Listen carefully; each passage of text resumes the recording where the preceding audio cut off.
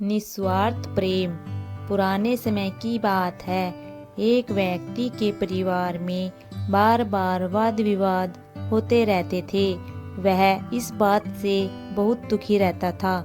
तंग आकर उसने एक दिन सोचा कि अब मुझे संन्यास ले लेना चाहिए, और वह घर पर बिना किसी को कुछ बताए सब कुछ छोड़कर जंगल की ओर निकल गया।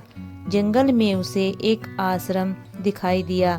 वह आश्रम में पहुंचा तो उसने देखा कि एक संत पेड़ के नीचे बैठकर ध्यान कर रहे थे।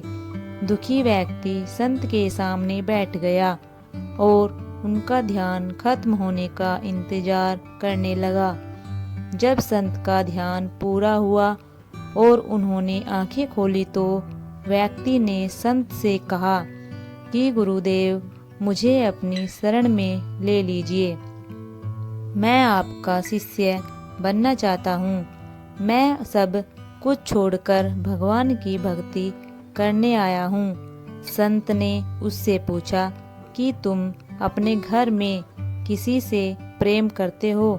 व्यक्ति ने कहा कि नहीं, मैं अपने परिवार में किसी से भी प्रेम नहीं करता हूँ। फिर संत ने उससे कहा कि क्या तुम्हें अपने माता पिता, भाई बहन, पत्नी और बच्चों में से किसी से भी लगाव नहीं है? व्यक्ति ने संत को जवाब दिया कि ये पूरी दुनिया स्वार्थी है। मैं अपने घर परिवार में किसी से भी स्नेह नहीं रखता। मुझे किसी से भी लगाव नहीं है, इसलिए मैं सब कुछ छोड़कर संन्यास लेना चाहता हूँ। संत ने कहा कि भाई, तुम मुझे क्षमा करो। मैं तुम्हें अपना शिष्य नहीं बना सकता हूँ। मैं तुम्हारे अशांत मन को शांत नहीं कर सकता हूँ। संत की बात सुनकर व्यक्ति बहुत परेशान हो गया। संत बोले, अगर तुम्हें अपने परिवार से थोड़ा भी स्नेह होता तो मैं उसे और बढ़ा सकता था।